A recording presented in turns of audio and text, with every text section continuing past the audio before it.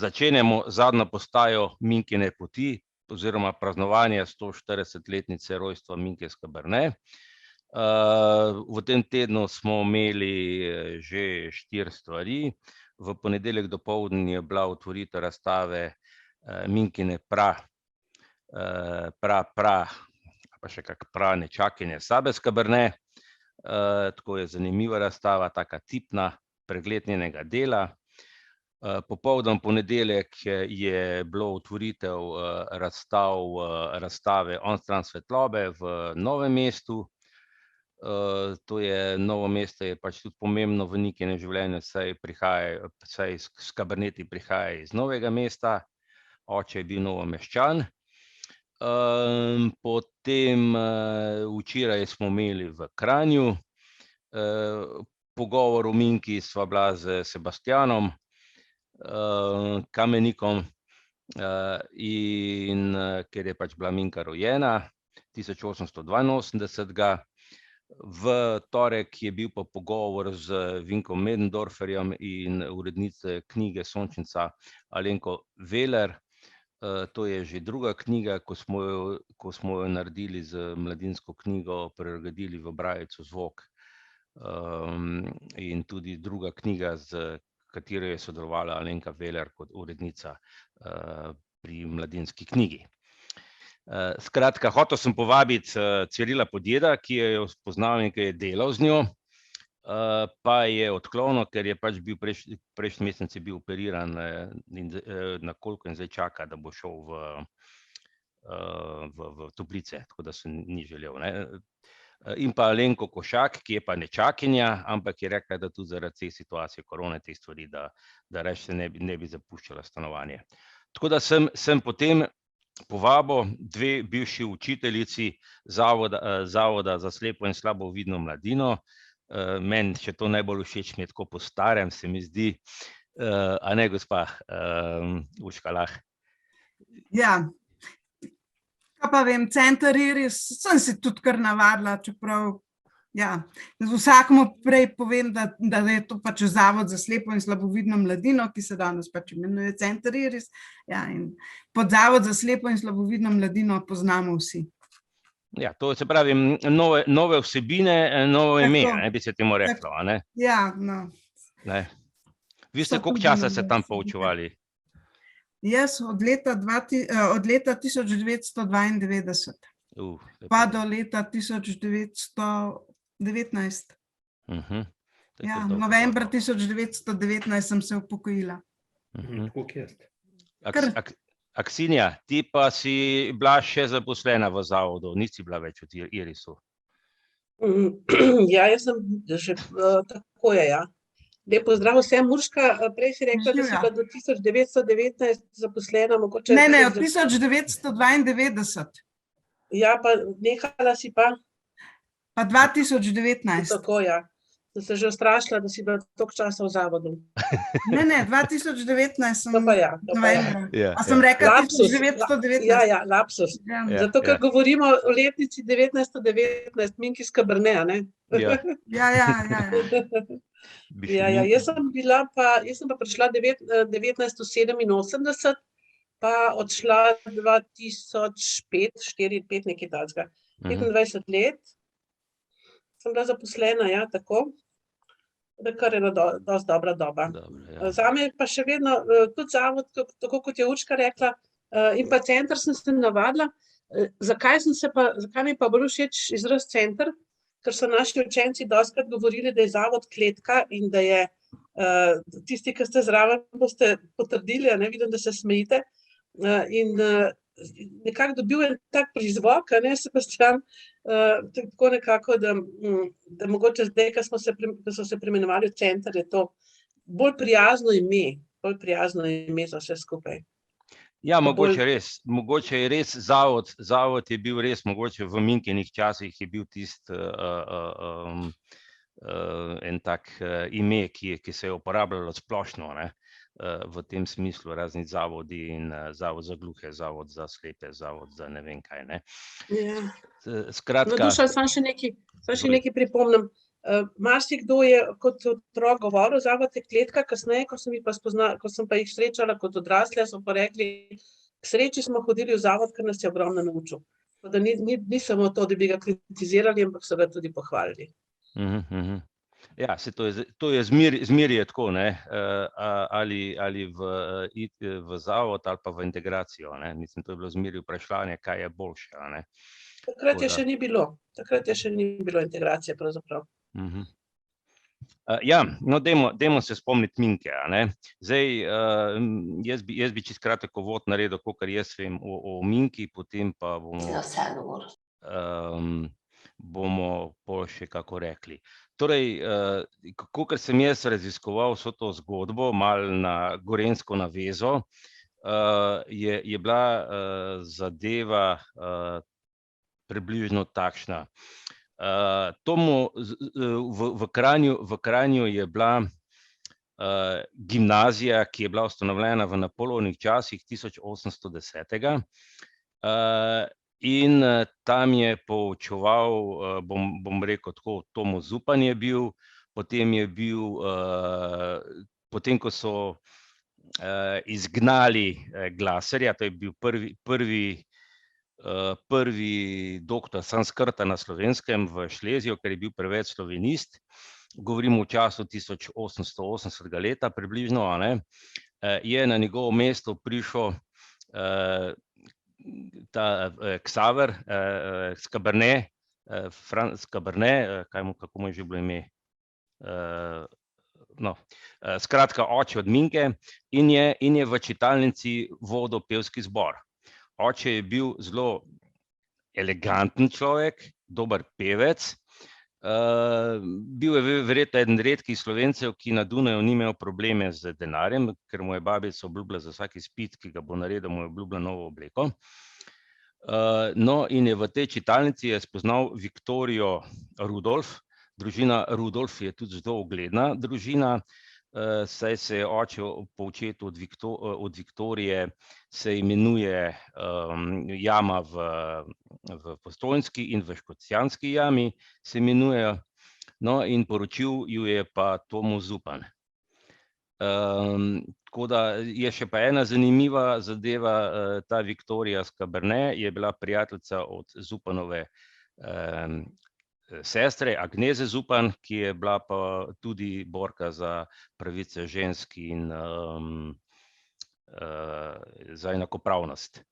No, in ko je bila Minka stara 2 leti, je oče umrl in družina se je preselila v Ljubljano, kjer so se seveda šolali, ker so se potem šolali in v bistvu so bili sirote, ker so se mogli sami preživljati. Mama je preživljala družino z poučevanjem klavirja, na srečo so imeli pa tudi bogate sorodnike, ki so malo pomagali. Zdaj ne vem, gospa Urška, boste vi nadaljevali? Ja, jaz bi lahko recimo povedala že kar na začetku, Minka Skaberne je uradno bila Marija, tako da jo najdemo tudi pod Marija Skaberne. Ona je pri 2 letih izgubila očeta, njeni 3 bratje so bili starejši, mama se je odločila, da bo vsem 4 otrokom omogočila čim višjo izobrazbo. In mislim, 2 od sinov oziroma bratov sta postala pravnika, eden je bil potem zelo znan pravnik, en od bratov je pa postal inženir. No, Minka je takrat lahko dobila najvišjo možno izobrazbo, ki so jo premogle ženske, in sicer učiteljišče.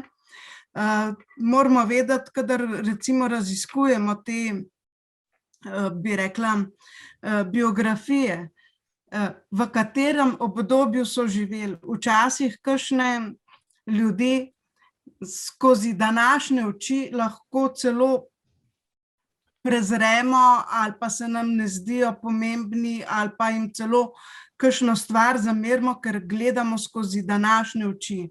Vedno moramo gledati recimo kako je pravzaprav iz kakšnega obdobja nekdo izhaja. kaj je takrat, recimo neka zgodovinska ozadja, kakšna so bila takrat, a ne. No, in tako tudi recimo za Minko Skoberne, a ne, je ona je postala učiteljica in kaj drugega takrat ženske niti niso mogle postati. Pa še to so pravzaprav težko postale, zaradi tega, ker večina šol, recimo posebno, če niso bili iz mesta, ne, iz Ljubljane ali pa iz Maribora ali pa iz Celja, so težko nadaljevali, ker so bile enorazrednice ali dvorazrednice in če starši niso imeli, če niso bili bogati, so jim težko omogočili puncam, a ne, potem nadaljnje šolanje. Za fante je bilo to nekoliko lažje, ker so že v štartu lahko obiskovali na primer 4-razrednico ali 5-razrednico. No, Minka Skoberne je 1. razred obiskovala v Kranju, kar pomeni, da niso takoj po smrti očeta se preselili v Ljubljano, ampak so se preselili kasneje, to pomeni po Minkinem 1. razredu, potem je obiskovala tako imenovano vadnico 3 leta, do 7. razreda je potem obiskovala privatno šolo pri Uršulinkah. No, to je pa že bilo tisto, kar je pomembno, a ne, recimo, da so dejansko imeli dosti vplivne in bogate sorodnike, da je Minka lahko obiskovala to šolo. Obiskovala je ni kot deklica, ki bi živela v internatu, ampak je obiskovala v nanjo šolo. Potem je pa 8. razred obiskovala kako bi rekla, v zelo prestižni nemški šoli Hutov zavod. To je bil na mestu sedanje poljanske, sedanje univerze za 3. življenjsko obdobje na Poljanski 6. Tam je bil ta Hutov zavod, to je še kasneje malo pomembno, bom povedala, zakaj. Recimo je ta Poljanska 6 bila pomembna, mogoče kakšen ve ali pa tudi ne, no, ampak jaz bi zdaj ta prvo Minkino pot prehodila. Ona je po Hutovem zavodu obiskovala, imela je to srečo, a ne, da je lahko obiskovala, bi rekla, državno žensko učiteljišče. Kar je tudi pomenilo, da takoj, ko je recimo bilo možno, a ne, je bila priznano, da je bila profesorica. Tiste učiteljice, ki so obiskovale ženska učiteljišča pri Uršulinkah,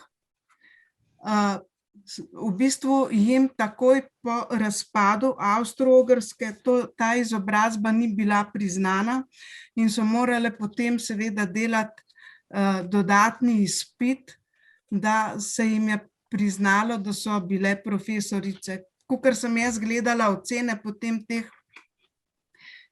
učiteljic, ki so končale v bistvu učiteljišče pri Uršulinkah, so imele same lepe ocene, to pomeni, da jim je tudi ta šola veliko dala.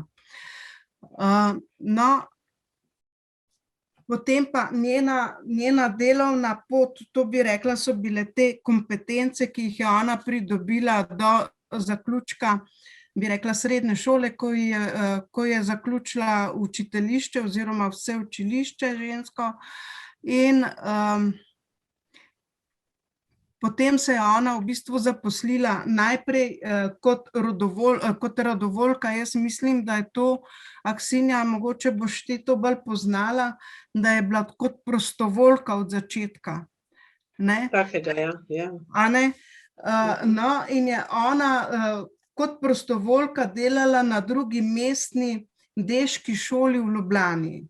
Jaz mislim, da je izraz rodovoljka je pomenilo v tistem času kot prostovoljka, ker ni hotela iti ven iz Ljubljane in je potem mogla iti kot prostovoljka služiti, pač poklic opravljati, ne? Tako, no to... Mislim, da je bilo nekaj v tem smislu, ja. Ja, je bila prostovoljka. No, potem je delala... Potem je kot pomožna učiteljica nastopila službo na prvi mestni deški šoli v Ljubljani. Dobila je seveda potrdilo o službovanju na ljubljanskih mestnih šolah leta 1903 in pa potem je prišla na 4-razredno ljudsko šolo na Viču. V tem času je potem že postala kot provizorična učiteljica na Viču pod prisego. To pomeni, da je ona dobila nekako za kot nedoločen čas to delovno mesto. Kasneje se je zaposlila v Šmartnem pri Kranju na 3-razredni ljudski šoli.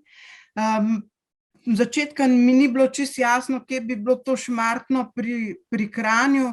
Na koncu sem ugotovila, da je to v bistvu stražišče. Stražišče pri Kranju.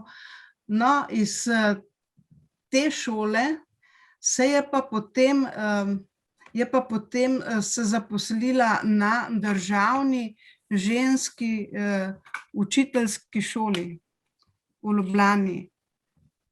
Zdaj, ja, to pomeni državno žensko učiteljišče v Ljubljani, kjer je bila na dekliški vadnici. Tam je bila zaposlena od leta 1909, pa pravzaprav vse do svoje upokojitve leta 1937, s tem, da sta se žensko in moško učiteljišče v nekem trenutku združila. No, jaz teh podatkov ne bom tako podrobno razlagala. V glavnem leta 1932, to pomeni, ko je bila stara 50 let, je postala v bistvu vodja tega učiteljišča, ženskega in moškega. Bila je zelo, bi rekla, prizadevna. Tudi recimo, ko sem raziskovala, jaz sem Minko Skaberne spoznala bolj preko raziskovanja naše prve učiteljice slepih na Slovenskem, to je Franice Vrhunc. In njeni življenjski poti sta bili zelo podobni in sta se zelo prepletali. Minko Skaberne. V Franici Vrhunc bova čez kak mesec imela, tudi kako kavico. Ja, lahko, rade volje. No, Minka Skaberne je leta, če jaz zdaj mečkam bolj pogledam, se opravičujem, ker vsega nimam v glavi, nič več. Ona je bila leta...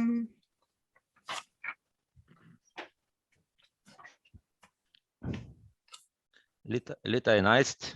Leta 11, ja, je obiskovala v januarju, en mesec, obiskovala ta zavod na Dunaju, ker so že takrat bili pritiski, da bi seveda slovenski slepi otroci dobili zavod v Sloveniji, da jim ne bi bilo potrebno hoditi v Avstrijo, ker so potem tudi izgubili stik s svojo družino, prišli so v tuje govoreče področje in tukaj je bil problem, pač ti otroci so bili razkropljeni, nekateri so bili v Gradcu, drugi na Dunaju, nekateri v Lincu, v Celovcu, bili so razkropljeni po celi Avstriji in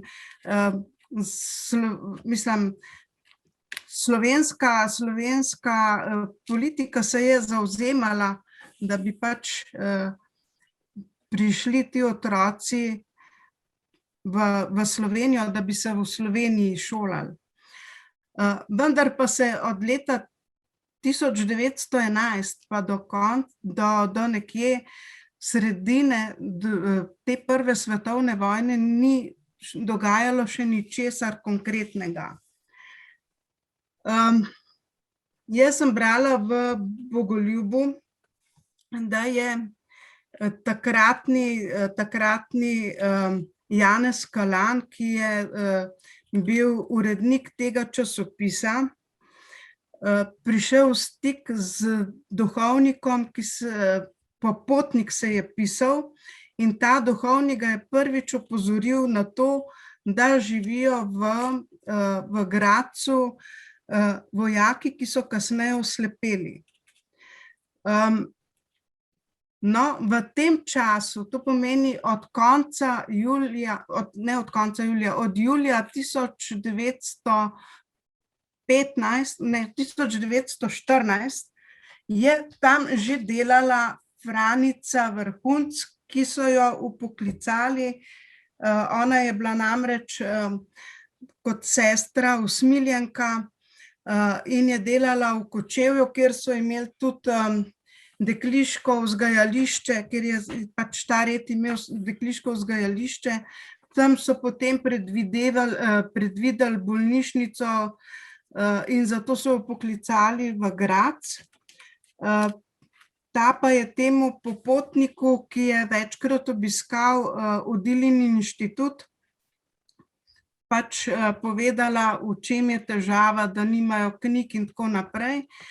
In tudi preko svojih učencev, kasneje oslepelih vojakov, je pošiljala razna obvestila, da recimo jim primanjkuje v slovenščini napisanih knjig in tako naprej. Na pobudo tega Janeza Kalana se ustanovi potem dobrodelno društvo. On prosi tudi Minko Skaberne, da obišče Odilin inštitut in te slepe. No, in takrat to pomeni konec leta 1917, obišče Minka Skaberne zavod Odilin inštitut in takrat se spoznata s to Franico Vrhunc, ki jo popelje skozi ta zavod. Minka Skaberne potem spozna tudi delo knjižnice v tem Odilin inštitutu, spozna samo organizacijo dela in ko se vrne 1. marca 1918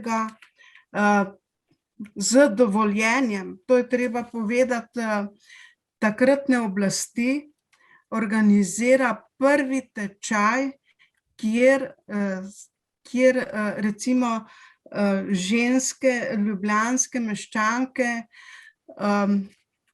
seznani z težavami, ki jih imajo slepi na področju predvsem literature, da ni ustrezne literature za njih. Minka je bila seveda zelo daljnovidna, ona se ni ustavila samo pri tej literaturi, sicer predstavlja je probleme, predstavlja je to zagato, prosila, če bi bile ženske pripravljene seveda prepisovati knjige v brajici in zato se je javilo kar veliko, mislim, da okrog 103 ženske so se javile na prvi tečaj. Zato se tudi ta 1. marec 18 šteje kot začetek knjižnice. Tako kot ustanovitev knjižnice za sklepe. No, kot sem rekla, Minka Skaberne je bila mnogo bolj razgledana in daljnovidna. Ona se ni osredotočila samo na te knjige, ona je že vizionarsko videla, kako bi recimo zavod za slepe izgledal, pa ne samo zavod za slepe, tudi za ostale osebe, ki bi recimo za gluhe, za osebe z motnjo v duševnem razvoju, za gibalno ovirane, za epileptike, in je potem tudi napisala neko razpravo v tej zvezi. Nam je seveda bolj poznana ta njena skrb za slepe, a ne? Je pa napisala več teh stvari. Ja. V glavnem, če gremo zdaj kar na tole, kako je ona zbrala te ženske, naredila je tečaj, ker so bile 103 prijavljene, jih je razdelila v 2 skupini. Pisali so, Sebastian, če se spomniš, pa škoda, ne vem, mislim, da Roka Janežiča danes ni z nami, ko je rekel, a ne. Pisali so na tablici Silvo, tu na tablice so prepisovali, to še jaz vem. Jaz sem najstarejši od vas tam tu prisoten. In sem bral prvo knjigo, prepisano leta 19. Janko Kač Grunt. Halo, me slište? Ja, slišim. No, ona je pravzaprav uvedla ta tečaj, ker je ženske naučila brajico brati in pisati, ampak pisalo se je na praške tablice. Vse se je pisalo, to pomeni od desne proti levi ogledalna slika posameznih črk. Prepisovanje je bilo seveda dokaj počasno, a ne, ker na stroj mnogo hitreje tipkaš, ampak v enem letu so napisali 60 knjig. Naredili so tudi seznam literarnih del za prepis v brajico, potem za izbiranje potrebnih, potem so izbirali potrebne nauke o gospodarstvu, potem napisali so molitvenik pod naslovom Krščanski vojak, potem prosili so gospode avtorje, na primer Ivana Cankarja in pa založnike, ki so založili posamezna slovenska dela v črnem tisku in so jih prosili za brezplačna dovoljenja za prepis knjig v brajico. Vsi so radi dovolili. Narodna knjigarna jim je podarila celo svoje založniške zaloge, lepo število knjig za prepisovanje. Zdaj ne vem, Aksinja, ti si najbrž še bila takrat, ko smo pri nas, a ne, leta 2000 pa nekaj, ko je bila Katarina ravnateljica, pa smo, takrat je bila integracija že v polnem teku, pa smo prosili za učbenike, a ne, da bi jih lahko tiskali v brajici, na primer, Mladinska knjiga nam tukaj ni stala ob strani, a ne, oni so videli nekako svojo priložnost, da bi sami začeli tiskati v brajici, pa nismo dobili njihovih, kako bi rekla, dovoljenja. Ja. No, pa tudi kasneje, ko smo začeli tiskati za slabovidne, ko smo prilagajali določena berila, so bila 10-krat dražja od redne cene. Mislim, da se je govorilo takrat še o tolarjih, če je bilo 3000 tolarjev, recimo, če je bil en delovni zvezek oziroma ena knjiga, je bil za slabovidne 30 000 tolarjev. Takšna razmerja so takrat bila. Za vsako knjigo, jaz sem prepričana, da v času Minke Skabernet to še ni bilo tako strogo, ampak ona je recimo za vsako knjigo, ki so jo hoteli prepisati v brajico, poskušala dobiti dovoljenje.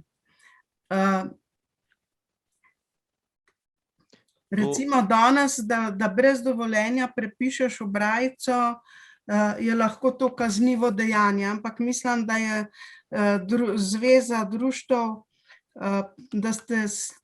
Mi imamo to urejeno, zdaj sicer... Da je to zdaj urejeno, da to lahko zdaj 3 knjige, ne? Tako, 3 primerke lahko vsake knjige imamo, ja. No, ampak bili so problemi. No, Pa če gremo naprej za prepisovanje 100 najpopularnejših slovenskih literarnih, nabožnih in poučnih vsebin, so priskrbeli 450 kilogramov in poleg tega še 1600 pol primernega vojnega papirja za napisovanje rokopisov. Tu omeni Minka Skaberne težavo z nabavo materiala in pa z visokimi cenami. Material jim je podarila tudi knjigarna Ilirija v Kranju, prodajalnice tiskovnega društva v Ljubljani, knjižnica za slepe na Dunaju, pa po zaslugi takrat zelo priznanega in zelo naprednega Aleksandra Mela, ravnatelja Dunajskega zavoda za slepe, ter Tvrtka Bonač, ki je tudi prevzela vezavo knjig. Med slepimi je bilo že takrat zanimanje za knjige v brajici zelo veliko, še zlasti so se zanje zanimali slovenski slepi, ki so živeli v tujini. Slepa Slovenka Ana Kastelic jih je prosila, da ji prevedejo v brajico za note najbolj znane slovenske cerkvene pesmi za orgle, ker je omenjena gospa namreč upala, da bo dobila službo organistke v kaki slovenski župniji. Minka Skaberne je tudi ugotovila, da tiskarna, ki je tesno združena s knjižnico za slepe, naj bi izdajala tudi slovenski strokovni časopis, ki bi poročal o vseh pojavih v svetu na področju slepote. Opozarjala je, da kljub začetnemu skromnemu obsegu knjigo potrebuje veliko gmotnih sredstev. Zato je predlagala ustanovitev društva, ki naj bi prevzelo že obstoječo knjižnico in jo vzdrževalo in povečevalo. Tiskarna s knjižnico za slepe naj bi že zaposlovala tudi nekaj slepih oseb. Ona je v tem videla že tudi to, da bi se lahko slepi zaposlili v teh knjigarnah oziroma v teh knjižnicah. Podobno naj bi se ustanovilo društvo za oskrbo vseh slovenskih slepih oseb, ki bi sprejelo v svoje članstvo slepe vojake in slepe civiliste. To društvo naj bi poskrbelo tudi za vzgojo mladih slepih oseb in za zaposlovanje odraslih slepih ter oskrbo slepih, ki ne morejo sami skrbeti zase, ter jim tudi finančno pomagalo. No, to recimo ona je bila res kako bi rekla, videla je zelo daleč naprej, čeprav se je potem kasneje mogoče tudi malo dala v neko vlogo samo opazovalke, ker je bila marsikdaj zaradi tega tudi so jo marsikdaj zaradi tega tudi ne diskriminirali, ampak... Mislim, problem je bil v tem, ker je bila ženska, ne? In družba je bila pa precej moška, ne? In je potem pravzaprav, ne? Tako. In ji niso pustili v bistvu kaj dosti blizu, ne? Ja, tako. Čeprav je bila verjetno največji strokovnjak na tem področju, ne? V tistem času. V tistem času, ja. V tistem času res in no, pa še danes recimo nekatere njene ideje niso čisto uresničene, so pa izredno dobre. Ja. A damo malo Aksinji besedo, da bo Aksinja povedala recimo malo, kaj je recimo modernega pri Minki oziroma kaj še ni. No, mogoče res, ja. Da se malo Urška, da se malo spočijate. Tako, ja. Izvoli, Aksinja. Hvala lepa, ja. Hvala, Urška, ja.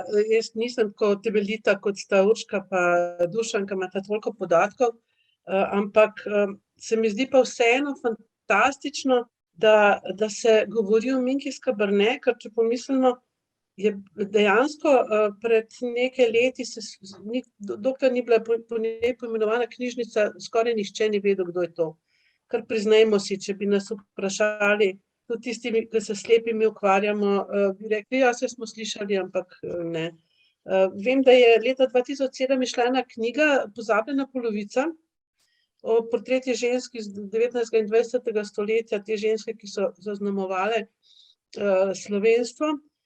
Tam je omenjena med temi 129 ženskami, no zdaj pa v tej knjigi, ki pa je šla 2018, Minka Skabernet, je pa res natančno vse napisano in jaz, ko sem to prebirala, sem bila prav šokirana, zato ker pravzaprav ona je 1919. leta pisala o tem, da recimo tukaj, da mora biti čitanje in pisanje vseh pisav za slepce, a ne, takrat je bil še ta izraz. In njen citat je, da mora naučiti se branja in pisanja, prirejenega prav za slepe, je ena izmed najvažnejših točk v izobrazbi slepega. Mislim, to, če vemo, da je bilo to 135 let samo po prvi šoli za slepe na svetu, ki jo Valentin ustanovil, je to šokantno. Leta 1827 je prva knjiga v brajici šele izšla v Franciji.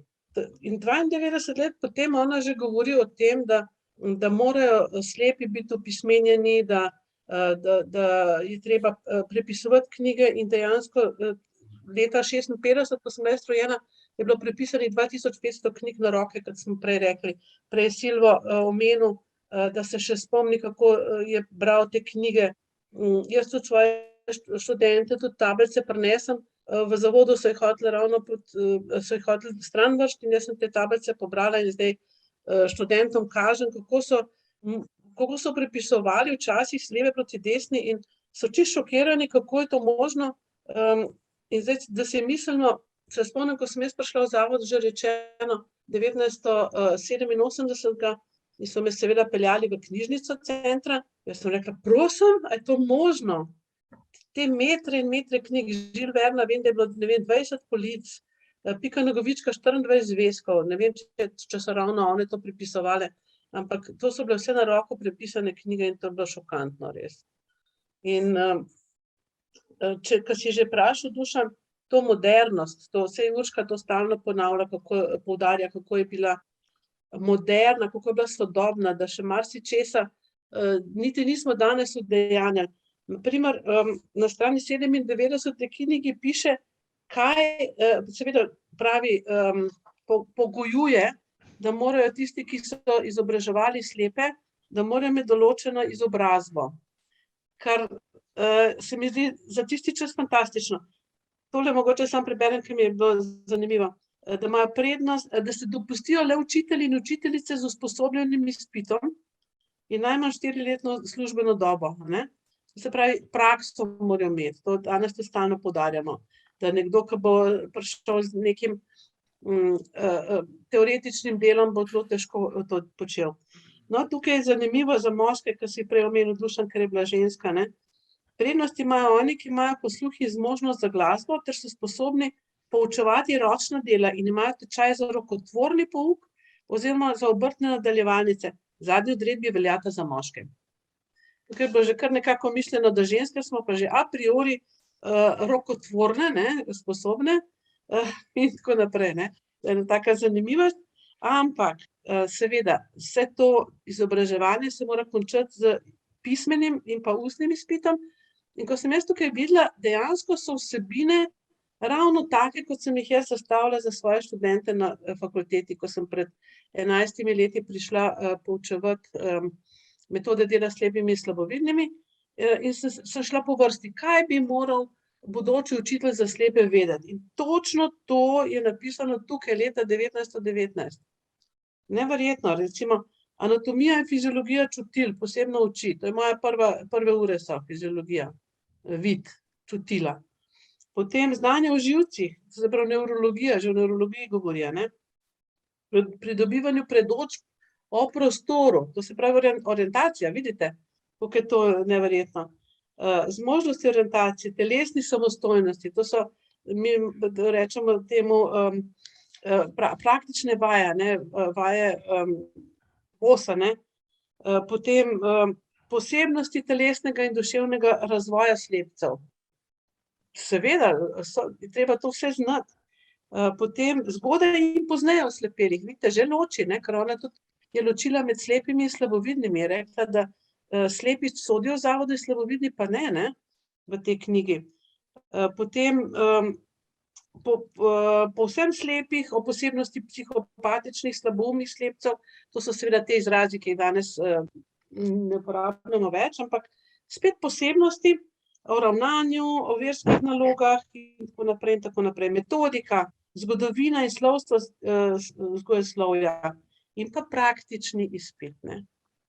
Tukaj vidimo, da je bila toliko pred svojim časom, da verjetno tudi zato niso mogli vsega ožreti, bom rekla, ne, ker vizionarka je bila in to, da govorimo o njej, da ste naredili ta teden, za katerega mi je grozno žal, da se nisem mogla udeležiti nobenega dogodka, ker sem pač v postelji z virozo, to je prednost Zooma, da lahko takole v postelji spremljam vašo zanimivo kavico. In to se mi zdi zelo, zelo pomembno. Treba je, ne smemo pozabiti takih ljudi, res ne. In ni pomembno samo za slepe in slabovidne, ampak za celo Slovenijo, ker je bila izjemna ženska. Tako da hvala, Urška, ker se s tem ukvarjaš, hvala, Dušan, in vsem ostalim, res. Vsa čast ti. A smem eno pripombo dati, mislim, tako moška družba, ne? Ko sem jaz malo raziskoval, ne samo Minko, ampak tudi Agnezo Zupanovo, ne? Sem naletel na en zanimiv podatek. Namreč ženske so imele v času pred Minko, ne? So imele 70% plačo, morale so biti v celibatu, za poroko so morale zaprositi državo, če so se lahko poročile, a ne. No, in je Agneza Zupan, sestra Toma Zupana, je bila prva učiteljica, ki je, tudi nje smo že govorili, ne, ki se je borila za to enakopravnost, ne. In ko so v deželnem zboru, mislim, da je bilo okrog leta 1883, ko so razpravljali o tem, ali imajo ženske lahko enakopravno plačo ali ne, je en poslanec, Kramarič se je pisal, je izjavil naslednjo zadevo. Strinjam se z doktorjem Bleiweisom, da ženske ne morejo imeti enakopravno plačo, zato ker moški gre zvečer ven in nekaj poje in popije, ženska je pa doma kvačka, plete in podobne stvari. No, in verjetno se je ta 50 let kasneje, ko je bila Minka, ne, bi rekel, na delu, je verjetno to še kar vleklo, tako kot so še te predsodki, se še danes tudi vlečejo, in eno podobno izjavo smo tudi doživeli kakih 30 let nazaj v parlamentu, a ne. 30 let, kar zdajle se dogaja to, Dušan. No, ali pa še zdajle celo, ne. Ja. No, tako da, Urška, a boste nadaljevali? Ja, no, jaz bi se zdajle pa navezala, Ksenija, spet na tvoje, ko si rekla glede izobrazbe, a ne. Leta 1920 je Veljko Ramadanović v okviru celotne takratne kraljevine Srbo-Hrvatov in Slovencev, oziroma Jugoslavije te stare, a ne, izvedel neko anketo, v kateri je sodelovala tudi Minka Skabernet, tudi Franica Vrhunc, pa še nekateri drugi, pa seveda Vinko Bek je bil še takrat v Zagrebu. In ko je pisala zapisnik te ankete, je potem bilo tudi recimo nastavljenci, učitelji, ki naj bi delali v teh zavodih, kakšna pravzaprav potrebna izobrazba bi morala biti. In res je napisano, da vsa potrebna izobrazba, to pomeni, kot jo imajo za redne šole, plus specialni izpit o pouku za slepe in o slepoti. In ko je imela ona že ta zapisnik napisan, so prišli k njej domov in so rekli, da mora notri dati tudi, da lahko poučujejo tudi absolventi, filozofi in pa medicinci. Ona se s tem nikakor ni strinjala, ampak na koncu prišli do tega, da če pa pač ni učitelja, ne, ki bi ustreznega učitelja, potem pa lahko tudi absolventi, filozofi in medicinci. Ne. To pomeni, že takrat so bili recimo določeni indici, da bi lahko kar vsak, kot zgleda, poučeval slepe. A ne. Mi smo se s tem ukvarjali takrat, ko so se otroci, ko so šli v redne osnovne šole, bolj množično, a ne. To je po letu 2000, ko so šli v integracijo, pa so dobili na primer dodatno strokovno pomoč. Kdo bo to dodatno strokovno pomoč opravljal, a ne? Nam je bilo logično, da jo pač mi, ampak dodatno strokovno pomoč so opravljali naenkrat lahko tudi takrat, ne zdaj, takrat. Tudi nekateri, ki niso imeli ali dovolj ur, ali pa če ni šlo drugače, če so bili vsi zasedeni, pa tudi mogoče kakšenkrat hišnik, ne, ali pa kakšen, ki sploh ni bil učitelj. Aksinja, a se strinja s tem, je bilo tako, a ne? Ja, to lahko iz svoje lastne izkušnje povem, da ko smo začeli hoditi po terenu, da je bil ravno to največji problem, da ni bilo dovolj usposobljenih učiteljev. Tudi učitelji sami niso vedeli nič o slepih, vse je razumljivo. Če pač ne poznaš problematike, te je strah, prav gotovo. In se spomnim, da so me klicali, recimo bivši kolegi iz likovne fakultete, iz likovne pedagogike, češ, dobil sem slabovidnega otroka za dodatno strokovno pomoč, kaj naj z njim počnem? Kako naj se z njim obnašam? Ali lahko govorim normalno z njim? Osnovnih stvari niso vedeli, resnici so bili zelo zoprni situaciji. To seveda smo presegli z znanjem in to, kar Urška pravi, danes ni več tako, ampak na začetku je bilo pa ta problem, da tisti učitelj, ki ni imel dovolj ur, namesto da bi ga odpustili, so mu dali dodatno strokovno pomoč. Potem si pa lahko predstavljate, kako zelo kakovostna je bila lahko, ne? Ja. Da res, ja. No, meni je bila zelo všeč ena anketa, in ona je recimo naredila zapisnik na to anketo. Jaz sem jo tukaj malo prepisala, pa vam jo bom prebrala. To sem našla v arhivih, tako da Toni, če nas boš popeljal po arhivih, vas prosim, da me povabite zraven. Meni je to res zelo ena taka zanimiva zadeva in rada raziskujem. No, in našla sem v tem arhivu tudi to anketo. Ona je to poslala temu šolskemu svetu v zvezi še z drugimi dogodki, ki so se takrat dogajali. To je bilo leta 1923, čeprav je bila anketa napisana že leta 1920. No, in recimo takrat so se zbrali pač vsi pomembni tiflopedagogi tedanjega časa in Franjica Vrhunc in so določili, da vse deželne zavode v celoti, to pomeni, bili so takrat v Ljubljani, bil je takrat v Zagrebu in pa v Zemunu pri Beogradu, da naj bi prevzela država. Za kasneje je znano, da seveda država, vsaj za ljubljanski zavod, ni plačevala, ampak Dravska banovina. In celo hoteli so ta zavod ukiniti. No, tukaj recimo je bila Franjica Vrhunc tista, ki je to preprečila, in hoteli so ta zavod preseliti v Zemun. Ne? No, To je bila, če se opravičujem, ko skačem, ne, to je takrat, ko so ga preselili v Kočevja, ne? Ja. Ko je v bistvu deželna banka je prodala to, mi to poznamo kot Leonišče, ne, se pravi žensko bolnico, ker so bili in potem sta se Kobal pa Minka sta na veliko pisala po časopise in dokazovala, kako mora biti Zavod za slepe, mora biti v velikem mestu, ker imajo velike možnosti. Oskrbovalni zavodi, se pravi za odrasle, bi lahko šli sicer na podeželje, ampak šola bi pa vsekakor morala biti v mestu.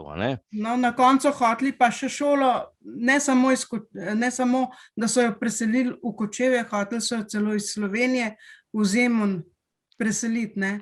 Celo, če smem še eno vmes, bojda po vojni so hoteli zavod prestaviti na Petrovo Brdo, in da je menda Lidija Šentjurc posredovala, da je ostala v Ljubljani, zavod, tam v prostorih teh notredamskih sester, ker je pač zaradi zavoda tiste, ki so bili, je pa potem zaradi tega, da so pa slepi dobili prostor, so pa te notredamske, oziroma kot bi rekla moja tašča, francoske sestre, morala pa oditi iz Slovenije. Ja. Dušana, to bi bilo poj, se upravičujem, se vtikam, a to bi bilo poj v tem, ki je ta dom za starejše, ali kaj je tam? Verjetno tam nekje gor bi mogli biti, ja. Ok, izvolite Urška. Ja, no, zdaj, kaj so oni takrat določili na tem srečanju, da minimalna izobrazba slepih mora biti enaka kot za videče. Na vseh šolah za slepe se vrši rokotvorni pouk. Obisk šole naj bo obvezen. Po vsej kraljevini se rabi odslej enotna abeceda Braillovega točkopisa. Doslej so Srbi rabili 8 originalnih drugih znakov kot Hrvati in Slovenci. Slovenci so imeli za črko Č znak, ki so ga Hrvati imeli za mehki Č. No, in potem je zmagala hrvaška struja, ker so do takrat, to pomeni do leta 1920 imeli največ knjig napisanih v brajci, in seveda Slovenci smo mogli potem spremeniti samo ta Č, medtem ko Srbi so imeli pa 8 znakov, ki so jih mogli spremeniti. Samo malo, zdaj, ko govorite o tej brajici slovenski in o teh črkah, sem se spomnil, da je bila polemika med Bezlajevo in Minko Skabernejevo, kako se pišejo ČŽ, in je Bezlajeva hotela, da bi podobno, kakor je za številke, da bi tudi za kljukco, da bi bilo ena pika od spredi. In je ona to dokazovala, da je to podobno, kot da ti vojaki, seveda oni so bili navajeni na nemško zadevo, so mešali z temi nemškimi črkami. Pa še eno zadevo, ko je Minka delala na brajici, mislim, da jo je en grof, mislim, da se je Atem spisal ali nekaj podobnega, jo je ovadil policiji, da se gre neke tajne zadeve in je mogla iti na zagovor na policijo. To je bilo pa v času, to je bilo leta 1918, ko je začela Avstro-Ogrska že izgubljati vojno. Takrat recimo oblasti so ji še dovolile, da je organizirala tečaj brajce, ampak pri prepisovanju pa tako, kot si rekel, je bila ovadena in so hoteli preprečiti, da bi pisala v slovenščini. Tudi so preprečili, ne samo to, tudi so zaplenili vse revije, ki so pa časopise, so prepovedali v slovenščini izhajati. Oni so vedeli, da vojno izgubljajo in očitno je bilo tisti klic na pomoč, da bi pač oni še obstali, ker takrat je tudi recimo prišlo že do vpliva ruske miselnosti, do te ruske revolucije in tako naprej, in ti vojaki, ki so prihajali iz vojne, no, ampak jaz ne bi se zdaj v to spuščala. V glavnem, Minko Skaberne so, kot si rekel, ovadili in je imela velike probleme pri prepisovanju, dokler pač ni v celoti Avstro-Ogrska razpadla. Ampak ta anketa je nastala že po prvi svetovni vojni in tukaj recimo že poskušajo na isti imenovalec spraviti Brajeve znake za celotno Jugoslavijo. In v glavnem Slovenci smo potem spremenili samo ta trdi oziroma mehki č in oni so pač takrat določili, da toliko knjig, kar je bilo do takrat napisanih, ne bojo šli popravljati, ampak od takrat naprej bojo pač upoštevali to, da imajo Hrvati in Slovenci in pa seveda potem tudi Srbi, da imamo enak znak za č. Mi je bilo pa tukaj mogoče zanimivo to in ne vem, kaj pravzaprav s tem mišljeno, ali je mišljeno to dobesedno. Znak za veliko črko in raba teh je popolnoma odveč. To pomeni, znak za veliko začetnico je popolnoma odveč. Mi uporabljamo znak za veliko začetnico še vedno, ampak v okviru tega srečanja očitno so ugotavljali, da je preveč znakov in da je popolnoma odveč. In mogoče bi rekla še to, recimo, ko sem jaz malo raziskovala tole brajico, pa krajšave, st, št,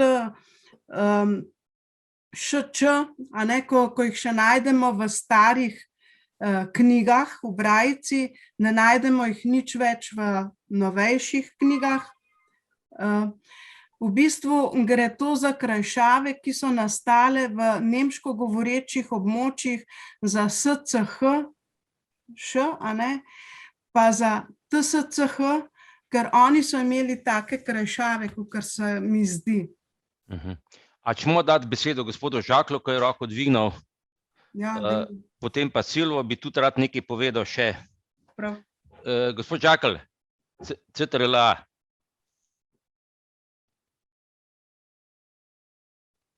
No, to se bo vklopil, mogoče se bo vklopil. Silvo, si ti prisoten? Silvo ima tudi probleme. Alt-A. Alt-A, ja. Silvo. Dušan. Ja, izvoli, Silvo.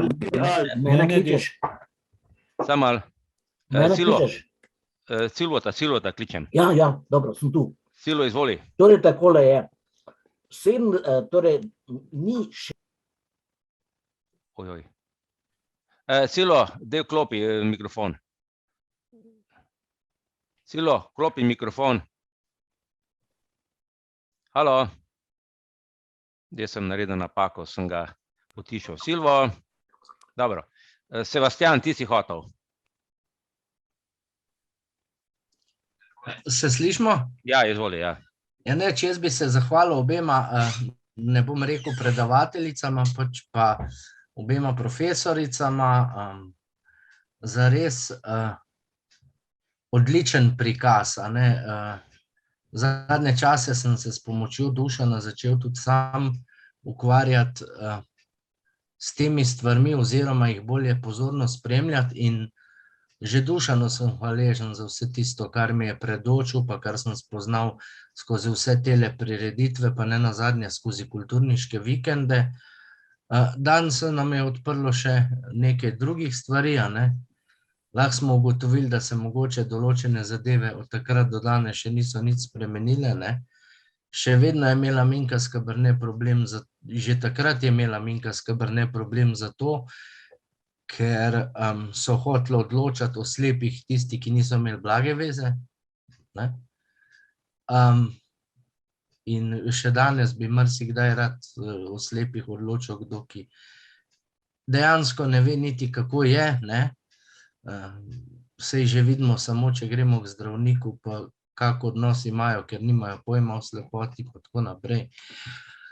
Skratka, da skrajšam, hvaležni moramo biti nebu in zemlji in ne vem komu, Bogu, če hočete. Minki.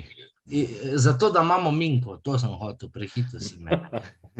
Zato, da smo imeli na naših tleh osebo, ki mogoče si sploh ne znamo predstavljati, koliko pozneje bi dobili knjige, koliko ljudi bi bilo prikrajšano še za ta svet, ki ga knjiga prinaša, svet domišljije, svet nekdanjih dni, daljnih dežel, ne vem, vse tisto, kar se pač znajde v knjigi, ne. Saj res, danes nam je lahko govoriti, ja, saj bi imeli pa zdaj računalnike, pa imamo zvok, pa ne.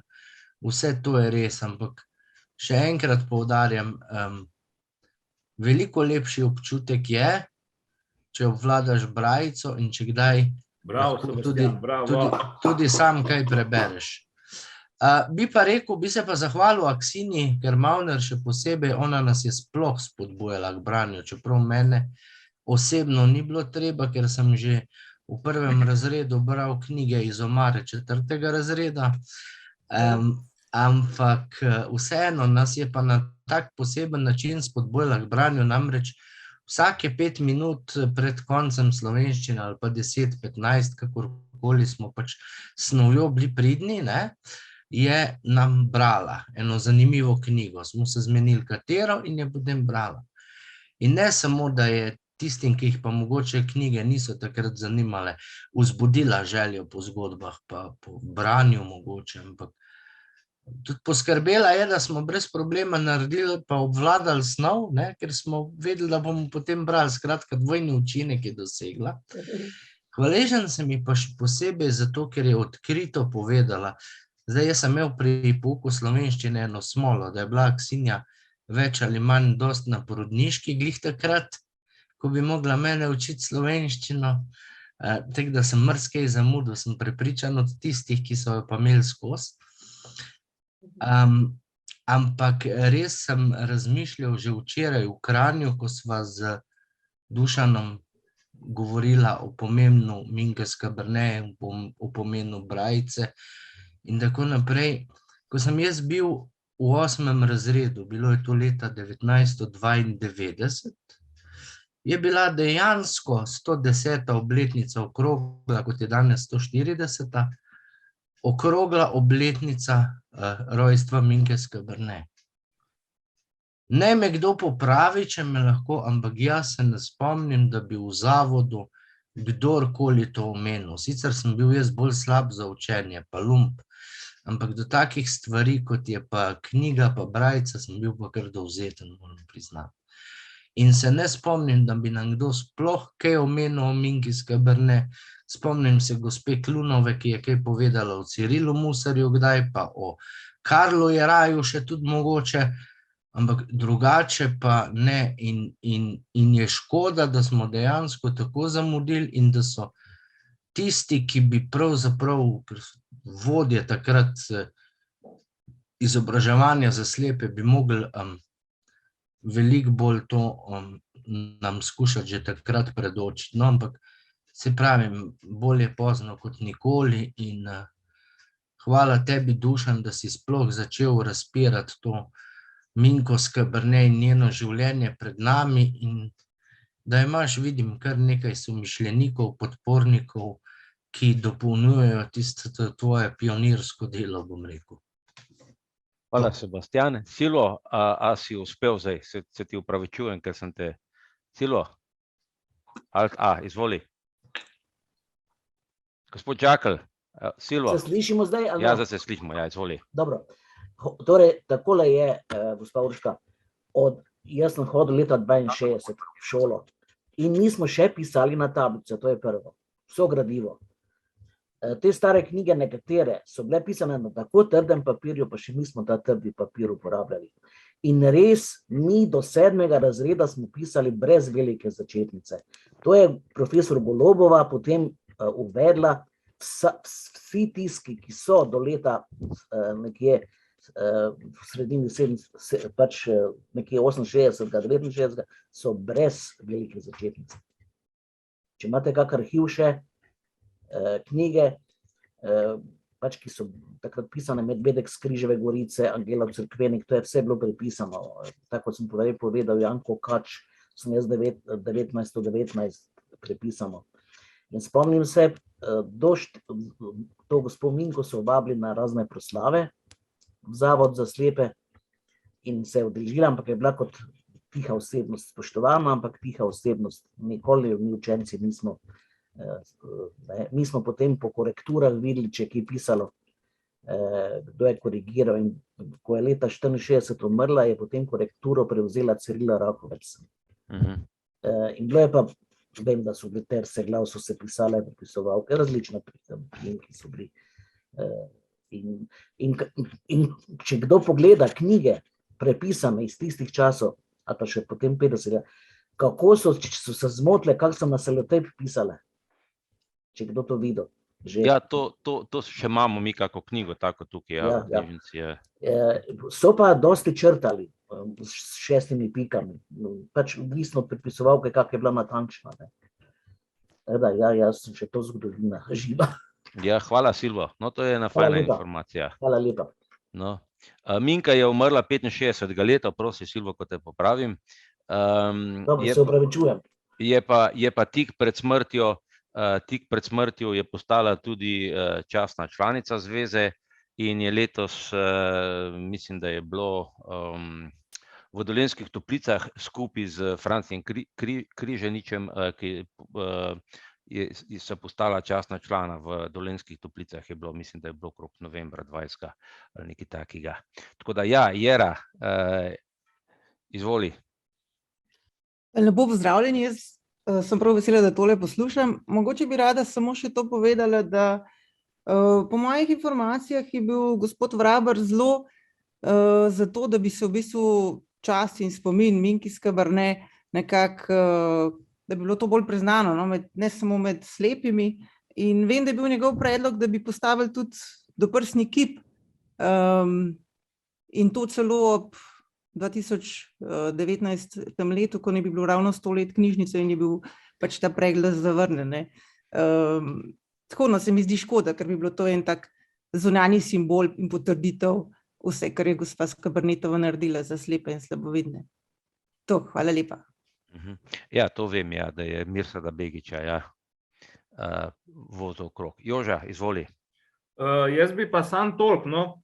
Jaz bi se predavateljcama zahvalil za tako dobro predstavitev Minke Skaberne, Aksini Karmavner bi pa čestito, da takrat, ko je bila ravnateljica, mislim, takrat, ker je bila v tistem času, so imeli ravnateljico v zavodu, da je vzela te brajeve tablice, da jih ima danes lahko, da lahko študentom pokaže, kako so včasih pisali in tako naprej, in da tudi sami probajo. Ker je bilo ob določenem obdobju marsikaj vrženega stran, tako da, glejte. Žal. Tako da, Aksinja, čestitke, da si ti to popokova, po domač povedan, in da si spravila zase. Tako da je pač to tako. Je pa tako, ko sem to zgodovino poslušal, dober je, da je bila Minka Skaberne, če ne je vprašanje, a bi danes brali Braja in tako naprej. Nimam nič proti zvoku, ampak če ti knjigo v roki držiš, je čist nekaj drugega, kakor pa če poslušaš. Še tako je včasih kakšen tekst, ki ti ne ostane v glav in ga moraš še enkrat pogledati, ampak zvok je eno, knjiga je pa drugo. Mogoče samo vmes še vskočim, to se mi zdi tudi zelo pomembna stvar, namreč, ko beremo s prsti ali pa z očmi, se čisto drugi centri v možganih sprožajo, sodelujo, kot pa če poslušamo. In za neko integracijo možganov je zelo, zelo pomembno ravno to, da beremo ali z očmi ali s prsti, ne samo poslušamo. Tako da ne samo knjiga, ki jo držiš v rokah, da je nekaj drugega, ampak tudi možgani drugače funkcionirajo. To sem hotela povedati. Drugače pa tako, Minka Skaberne je živela v času Ivana Cankarja, ker zveza ima mesedi prav duplikat, ker je vprašala Ivana Cankarja, če sme napisati njegova dela, in on je še predlagal za določeno knjigo, da se jo prepiše. In tako da je bil Cankar zainteresiran za to, da je Minka Skaberne. Ne samo on. Se ni prosila, samo Cankarja, prosila je tudi Murnika, pa še nekatere druge. Ampak najbolj znan je pač Cankar, ki je potem tudi napisal pismo da je izredno vesel, da je ona se pač podstopila tako hvalevredno delo narediti. Ja. Ja, se to sem hotel Pa povedati. mogoče bi samo še to omenila, ne? Takrat je bila recimo v uporabi v Sloveniji še Kleinova pisava in od tega srečanja naprej Kleinove pisave ni bilo več in slovenski slepi so bili kar precej proti temu, ne? Ker Kleinova pisava je pravzaprav izobčen črni tisk in marsikomu je bilo to lažje brati kot pa brajco.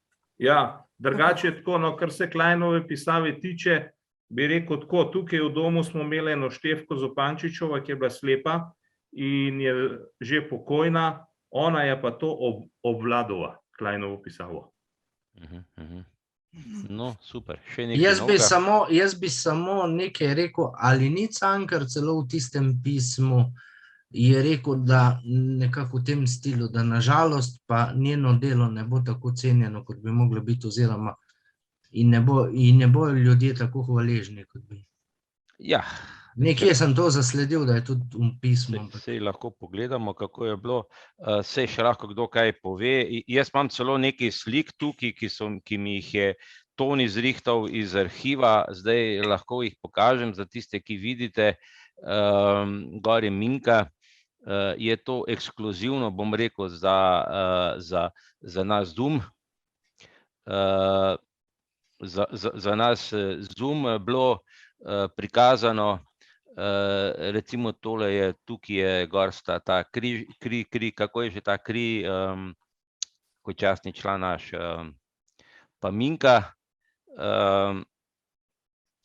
No, dajmo naprej, To ob njeni 80-letnici. Tako je, ja. Ob njeni 80-letnici, oziroma verjetno je bilo pa tudi v Dolenjskih Toplicah, ko sta postala častna člana, ne. Potem, no, tukaj je spet, lahko malo povečamo. Kje si Minka Šentučeva. Potem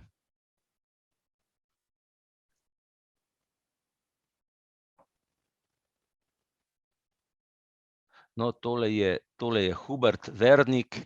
To je v zavodu. V zavodu, ja.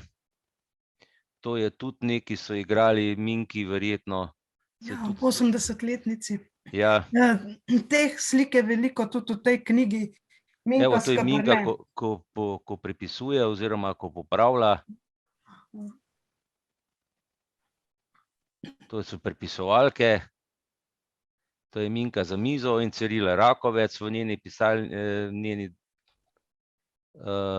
to je spet neka prireditev, pa so ji čestitali ob 80-letnici. Evo, tole je Minka tik pred, bomo rekli, pred koncem. Pa Mimi Breznik. Skratka, to je to, no, to sem hotel pokazati, to je par slik.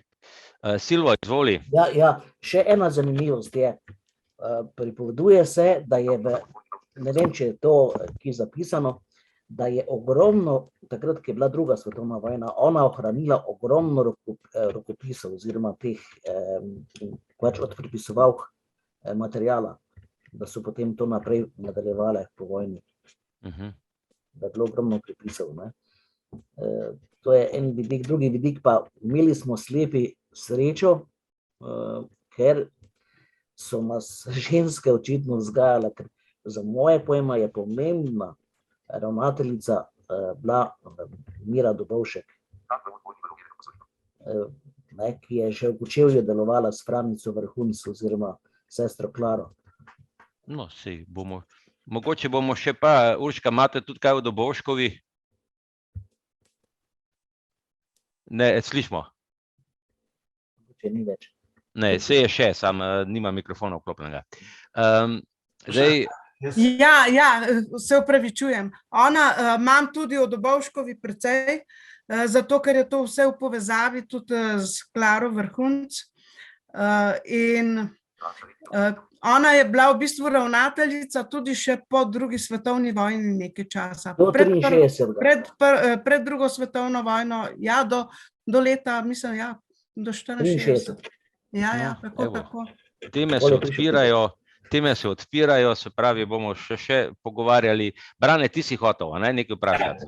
Z moje strani zahvala in pohvala tebi, Urški in Aksinji. Res je bilo izredno zanimivo in res je, da je naša zveza daleč premalo pozornosti dajala zgodovini in tudi Minki Skaberne. Me pa čisto tako zanimajo dve stvari. Ena tehnična, kako je Minka popravljala napake v pisanju. Pike. Ali je to zravnala s papirjem, čist pritisnila tipka ali kak, ne? Mislim, tiste pike, to je eno. Drugo pa, dekleta, ko ste brali arhive in teh stvari, kdaj smo slepci postali slepi? Ko ste leta 68. Ja, Smo že bili leta 1000. slepci. Leta 1921 se že govori o Zavodu za slepe. A res da? Ja, leta 1921, ko je bil Josip Kobal, voditelj, ne vem, se že govori o Zavod za slepe. Ona pa je še govorila o slepcih. Aha, zanimivo. Ja, ker je tudi bil zavod za slepo deco v Kočevju. To je bilo pa še kasneje. Ja, 27 leta. Ja, to je bilo pa, ampak to je bilo pa leta 1921, Ja, recimo, ko so si dopisovali Josip Kobal pa v glavnem Josip Kobal pa Minka Skaberne pa ta kuratorija, ne, je že navedeno za slepe, ne za slepce. Zanimivo je, da je to v tem obdobju Sneja zasledil tudi, da se je že uporabljala Brajeva pisava.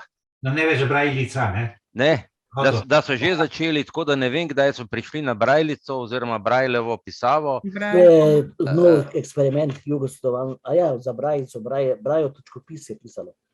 Brajlejeva pisava je pisala Minka Skaberne. Ja, ampak že takrat sem v enem časopisu odkril, pa ne vem, kje imam zdaj tih članek, da so pisali Brajeva pisava. Z veliko začetnico pa 2 L je uporabljala ves čas, ko je pisala. Brajlejeva, ne? Ja, 2 L-ja. 2 L, ja, ker je Brajle L, ja. To je še zelo sporno, ker eni pišemo, na hrvaškem pišejo Bra-I-L-L-E-ova, mi pa Bra-I-L-L-Ova. No, mi smo to dogovorili, da je Brajeva, to že kar nekaj časa nazaj. To še moramo doseči v slovenskem pravopisu, da se bo popravilo, ker zdaj po pravopisu, koliko vem, je oboje dovoljeno. Brajeva in Brajlova, ne? Lažje, hitreje, pa bolj uporabljeno, ali pogovorno smo imeli Brajica. Tako. Kaj pa so popravljene napak bilo? No, jaz sem zadnjič gledal, kako se piše Luj Braj slučajno, ne? In sem ugotovil, ker je največ srbskih rezultatov ti Google ven vrže in v Srbiji uporabljajo to bolj kot piši, kao što govoriš. Ja. Se tudi, če se oglasim, tudi mediji tukaj nam delajo kar veliko škodo. Zadnjič, ko je bil dan Luja Braja, je voditeljica na Pop TV rekla, da je danes se rodil Louis Braille. Ja. Katastrofa. To je pa zato, ker te voditeljice pa novinarji, ki prihajajo delati, nimajo več časa za šolanje, ampak samo vskočijo. Brane, ko si rekel, kako so popravljali Brajico, ne? Mi imamo tukaj še knjige, sem videl, še kakšna knjiga bi se našla. V bistvu jo je recimo s prstom zradiral, tisto piko, ko je bila narobe napisano, in je potem so dali selotejp čez, ali pa papir tudi, in so ponovno naredili piko. Ali pa 6 pikami so črtali. Cele vrste so črtali. Ja, tudi to sem že opazil jaz. Kaj da so? Da so kar 6 pik čez potegnili pa fertik. Pa novo vrsto pol začeli. Ja, tako. Aha. Sam to je res starejša knjiga. Ja, se pravim, jaz govorim o samih starejših. Ja. Tamle imamo Matjaža, ko prepisuje knjige. Matjaž, boš ti kaj povedal? Kako pa ti prepisuješ? Ti si slabovidna, ne?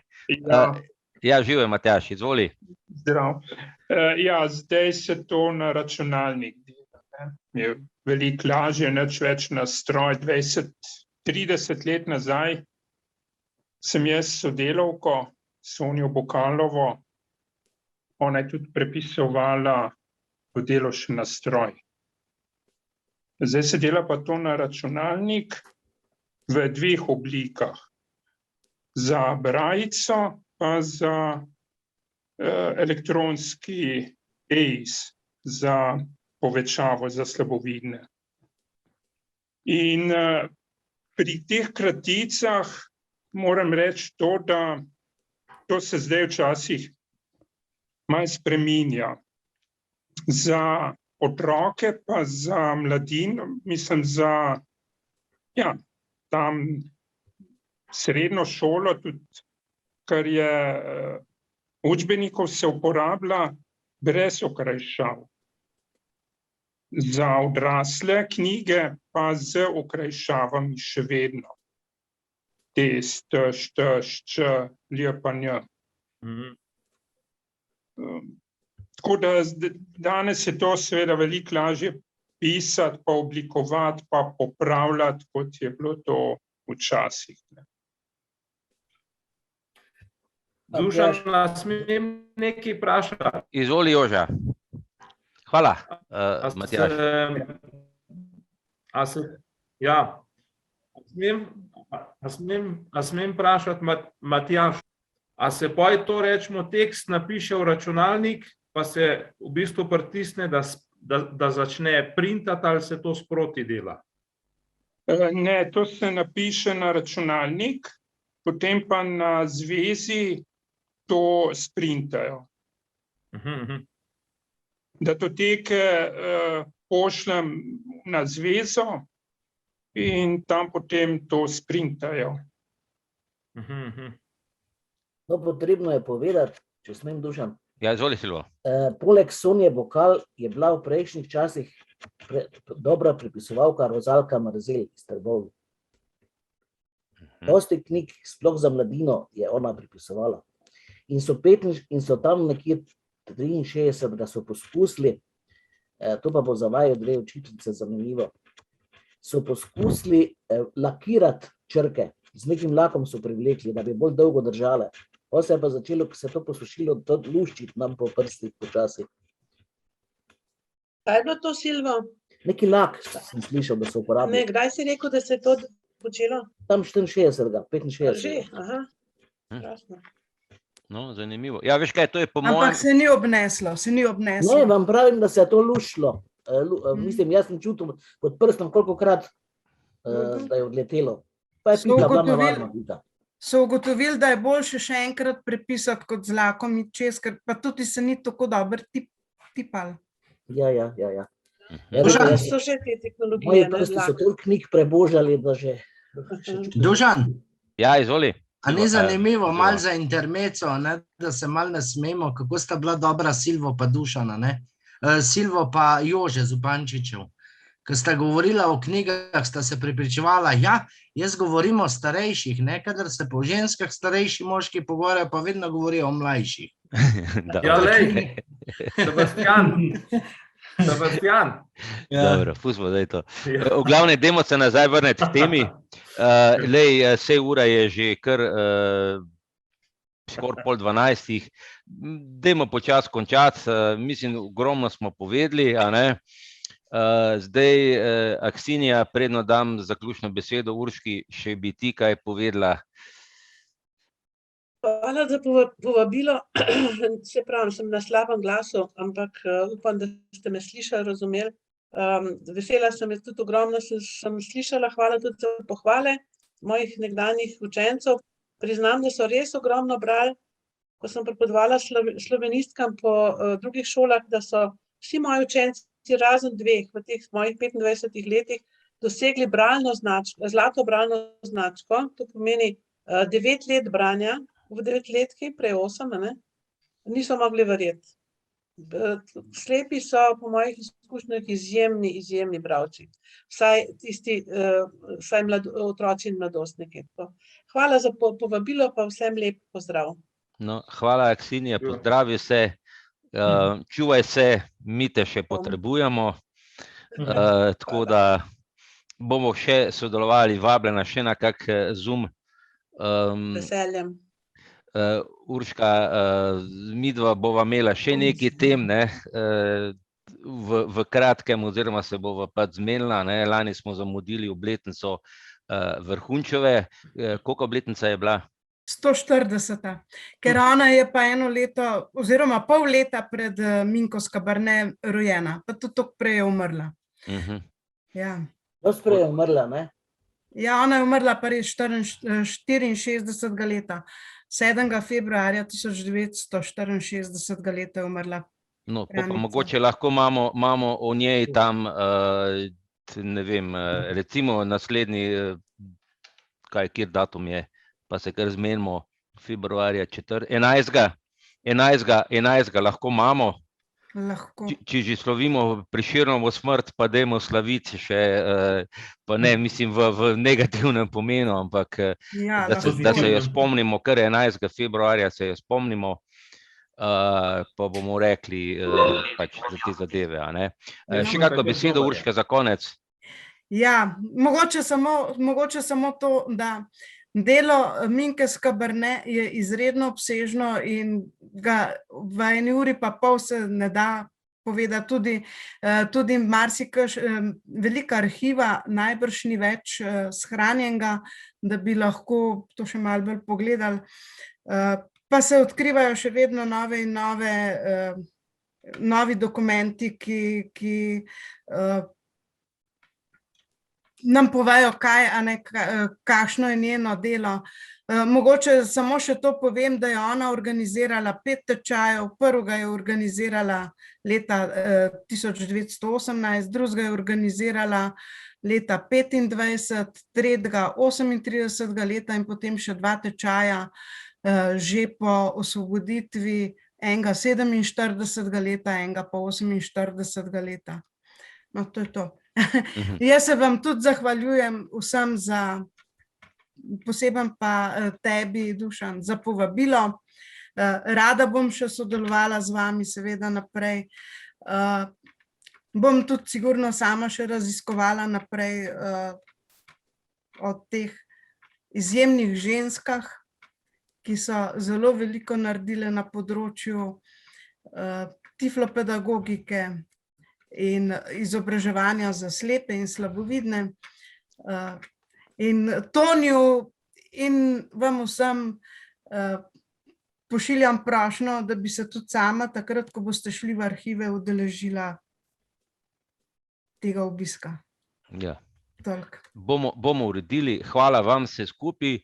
Naj povem, da za naslednji teden, ko zmeri sprašuje, kaj bo pa naslednji teden, imam pa pogovor z Katjušo Koprivnikar, ko odhaja iz zavoda in se bomo malo še z njo pogovorili, kako pa kaj. Tako da ne vem, ne gre še. Bomo zvedeli. Jaz mislim, da je to velika škoda za zavod. No, bomo zvedeli, se zato sem imel pa jaz tudi povabo, ko sem slišal novico pred 2 mesecama, ali koliko je bilo, sem je poklical, pa sem rekel, nič te ne bom spraševal, vse, kar boš imela za povedati, boš povedala na Zoom kavici. In je rekla, velja, mogoče bom pa že celo vedela takrat, kdo me bo nadomestil. No, in tako da se dobimo naslednji petek na Zoom kavici, meni je bilo prijetno. Skratka, lepo se imejte, srečno vsem skupaj. Hvala še enkrat. Videnjem vsem. Pozdrav vsem skupaj. Kaj se imejte.